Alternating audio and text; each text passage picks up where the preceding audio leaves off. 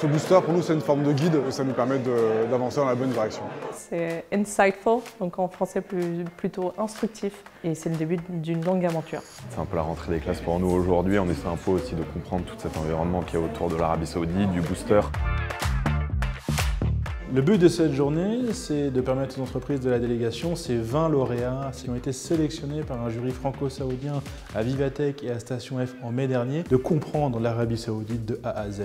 De passer par des inputs sur le pitch, sur l'intelligence économique, sur l'intelligence sociale et interculturelle et surtout sur la propriété intellectuelle, de comprendre comment ils vont pouvoir adapter leur discours et s'adapter eux-mêmes à l'Arabie Saoudite.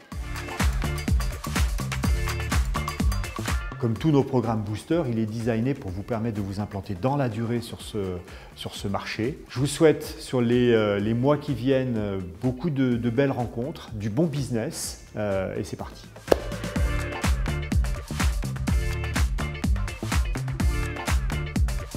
We want to be able to create this relationship from the very beginning. La première étape est importante parce que ça nous aide vraiment à concentrer notre énergie et notre force sur les choses qui sont importantes. Je trouve que la vraie valeur ajoutée de ce programme, c'est vraiment de pouvoir avoir les ressources qu'on n'a pas forcément en interne quand on veut s'implanter dans un autre pays, sur un autre marché. If you really want to do business there, there is a lot of opportunities, a lot.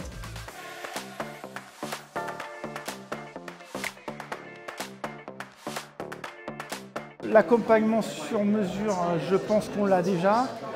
Ce que j'attends, c'est vraiment d'avoir des retours d'expérience sur des gens qui ont fait des choses, qu'on va nous expliquer ce qui n'a pas marché, parce que c'est bien de montrer ce qui marche, mais il faut aussi comprendre pourquoi ça n'a pas marché. Donc c'est vraiment le retour d'expérience du Ritex que j'attends.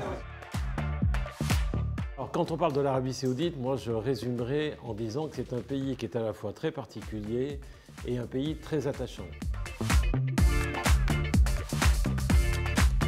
Alors si ce programme n'existait pas, je serais probablement pas allé en Arabie Saoudite parce que c'est un milieu que je ne connais tellement pas que seul, je pense que j'aurais pas osé y passer du temps, m'impliquer, faire l'effort en fait d'y aller.